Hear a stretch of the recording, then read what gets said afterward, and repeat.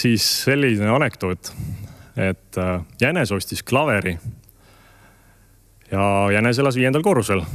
Klaver oli vaja kuidagi üles saada. Otsustas, et appi kutsub Karu. Karu oli nõus ainult ühel tingimusel, kui Jänes räägib igal korrusel ühe anekdoodi, nii et piss tuleb püksi. Niisiis said selle klaveri ülesse ja Jänes ütleb, et tead, Karu onu, nüüd ma räägin sulle siukese anekdoodi, et sul tuleb kakapüksi.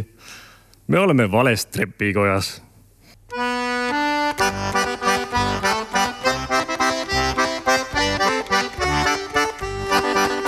Kord sõitsin mina Tartu, ei kedagi kartnud ja Toomemäel Toominga all. Mina sihtisin neidu, kes vajaks ka peigu, lund langes ja taevas oli hall. Ei neidu saanud kätte, kui Heemajõe lätte, minu süda oli mutsuv ja hei. Mu kingad olid märjad ja lahkumispärja, pani kaela mul raego ja kell.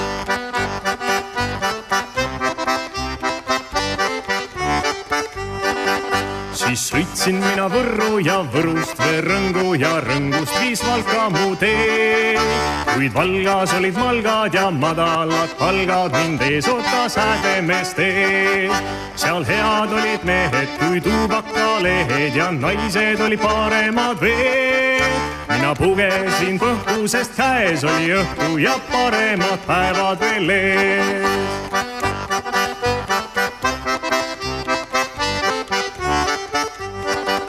Kui Pärnu mina jõudsin ja merd näha nõudsin, üks nina mul takistas tee.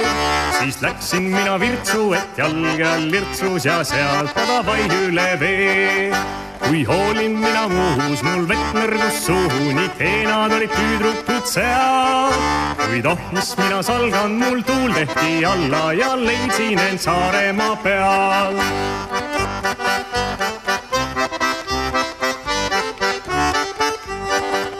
Kui sain Kuressaarde, lõi koer hambad säärde ja valu oli täis minu ring.